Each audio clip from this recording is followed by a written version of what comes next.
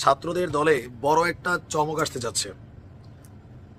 অনেকেই ভাই বানিয়েছিলাম আমরা যে সার্জিস হবে ছাত্রদের নতুন রাজনৈতিক দলটির প্রধান। কখন ভাবলাম? যখন আমরা দেখলাম যে ইউনূস সরকারের উপদেষ্টা পরিষদ গঠন করা হলো, নাহিদ, আসিফ, মাহফুজ ওইদিকে চলে গেল, মাঠে ঢুকে সার্জিস এবং হাসনাত। তারপর আমরা বুঝলাম যে তখনই আমি বলছিলাম যে সার্জিস এবং হাসনাতকে দিয়ে আগামী দিনে রাজনৈতিক দল হবে।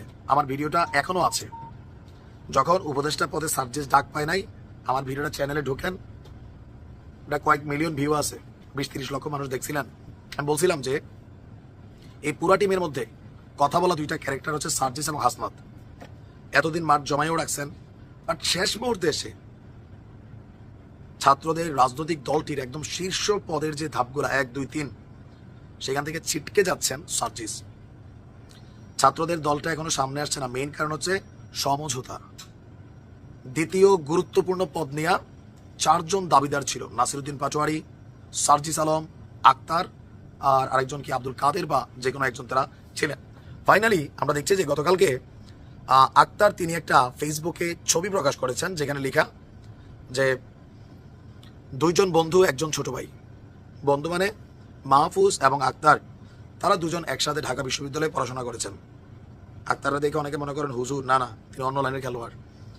আর দ্বিতীয় জায়গায় লেখা 1 জন ছোট ভাই মানে নাহিদ।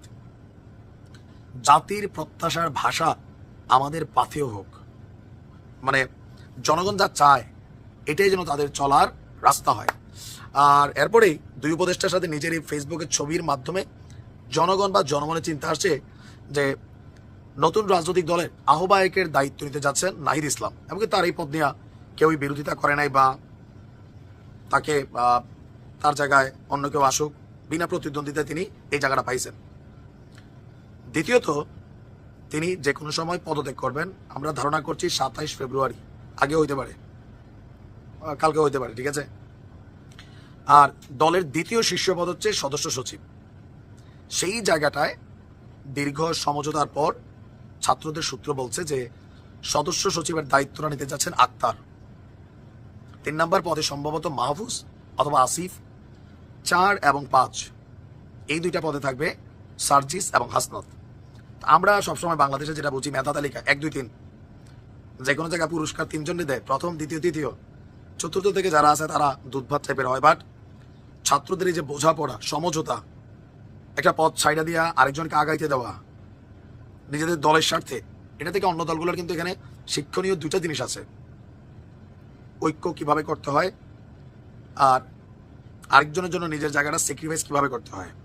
তবে টোটাল স্যাক্রিফাইসের মেইন যে থিম, ভোটের মাঠে কিন্তু প্রভাব পড়বে। তারা নানান সংগঠন বানাচ্ছে, বিপ্লবী ছাত্র শক্তি বানাইছে, আর অনেক কিছু। সবাই কিন্তু একটা টিম, একটা টার্গেট। আগামীর বাংলাদেশের নেতৃত্ব দিবে তরুণরা। ঝড় উঠবে কিন্তু রাজনীতির মাঠে, ভোটের মাঠে। অপেক্ষায় থাকুন। ভারত ছাড়েননি প্রধানমন্ত্রী শেখ হাসিনা। শেখ হাসিনার বর্তমান অবস্থান কোথায় জানেন না পররাষ্ট্র উপদেষ্টা। 2 মাস আগে ভারতের দিল্লিতে যাওয়া বাংলাদেশের ক্ষমতাচ্যুত প্রধানমন্ত্রী শেখ হাসিনা এখনও সেখানেই অবস্থান করছে বলে জানা যাচ্ছে। তিনি মধ্যপ্রাচ্যের কোনো দেশে চলে গেছেন এমন খবরকে ভিত্তিহীন বলেছেন ভারতীয় শীর্ষস্থানীয় সরকারি কর্মকর্তারা। দিল্লি থেকে বিবিসির সংবাদদাতা জানান, তিনি ভারতের পররাষ্ট্র ও স্বরাষ্ট্র মন্ত্রণালয়ের একাধিক সূত্রের সঙ্গে কথা বলেছেন।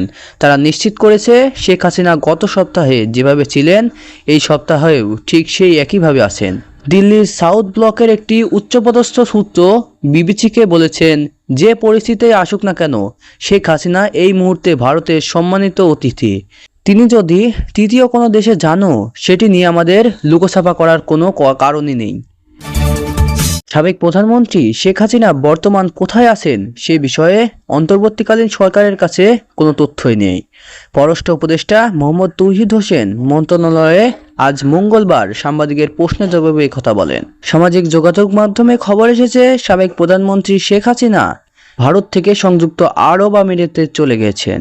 এ বিষয়ে জানতে চাইলে তৌহিদ হোসেন সাংবাদিকদের বলেন, শেখ হাসিনার অবস্থান সম্পর্কে আমরা নিশ্চিত হতে পারিনি। আমরা দিল্লিতে খোঁজ করেছি, সংযুক্ত আরব আমিরাতেও খোঁজ করেছি, কনফার্মেশন অফিসিয়াল কেউ দিতে পারেনি। ভারতে পালিয়ে যাওয়া সাবেক মন্ত্রী, প্রতিমন্ত্রী, সংসদ সদস্য ও আওয়ামী লীগ নেতারা ট্রাভেল পাস নিয়ে অন্য দেশে যাওয়ার চেষ্টা করছেন।